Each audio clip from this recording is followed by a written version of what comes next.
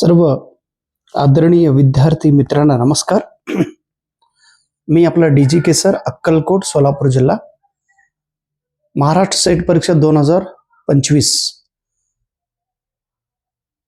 Paper क्रमांक 1 10वा unit higher education या युनिटामध्ये येणारे महत्वाची 100 कन्सेप्ट आपण बघत आहोत. आतापर्यंत 48 कन्सेप्ट मी तुम्हाला सांगितलेले आहे. आता 49वा कन्सेप्ट बघूया. ह्यापूर्वी एक व्हिडिओमध्ये मी एक चुकीचा माहिती सांगितलं होतं, त्यामुळं मला क्षमा करा. एक ताईने मला सांगितलं की सर ते कन्सेप्ट पुन्हा एकदा बघा, आणि पुन्हा मी माझ्या पुस्तकामध्ये आणि ते नोट्समध्ये मी बघितलो, तिथं बरोबर होता आणि बोर्डवर लिहिताना माझ्याकडून चूक झालेली आहे, क्षमा करा. गुरुकुल एज्युकेशन मध्ये जे वैदिक काळात गुरुकुल शिक्षण पद्धती होते, त्यावेळी एक विद्यार्थी गुरुकुलमध्ये राहून 24 वर्ष गुरुकुलमध्ये राहून शिक्षण पूर्ण केल्यानंतर त्या विद्यार्थ्याला वसू हा डिग्री त्याला देत होते. वसू विद्यार्थी गुरुकुलमध्ये 24 वर्ष राहून शिक्षण पूर्ण केल्यानंतर त्या विद्यार्थ्याला वसू हा पदवी दिले जात होते, वसू हा डिग्री दिले जात होते.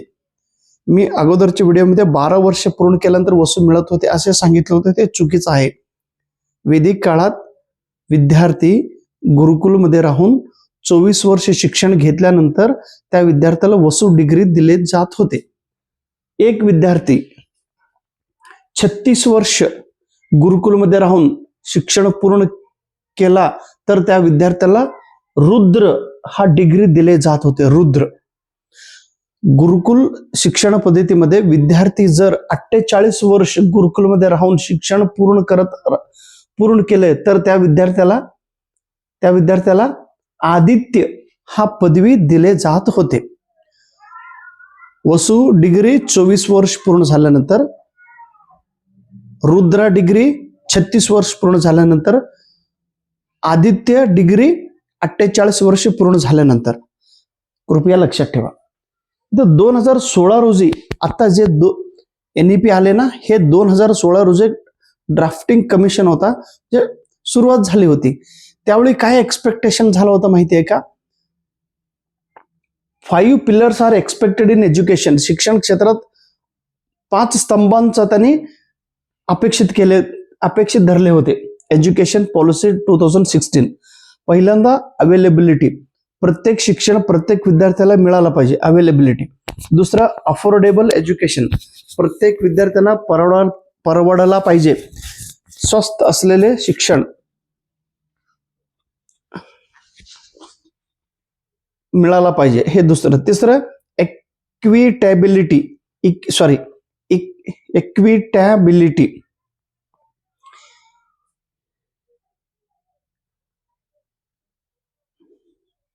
चौथा स्टेटस आणि 5वा अकाउंटेबिलिटी.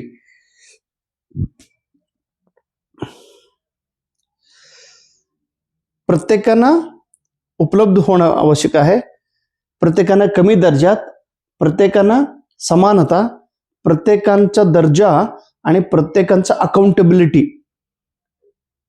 हे त्याच्यामध्ये त्यांनी समाविष्ट केलेले आहे. आता हे टेक्निकल एज्युकेशनसाठी आहे AICTE, all India council of technical education, त्याचा फुल फॉर्म विचारतात. सॅम पिट्रोडा म्हणून एक भारतीय व्यक्ती, त्यांना नॅशनल नॉलेज कमिशनचा अध्यक्षपदी निवड केले होते. काँग्रेस सरकार असताना नॅशनल नॉलेज कमिशनचा स्थापन झाली होती. आता ते नॅशनल नॉलेज कमिशन बरखास्त झालेले आहे.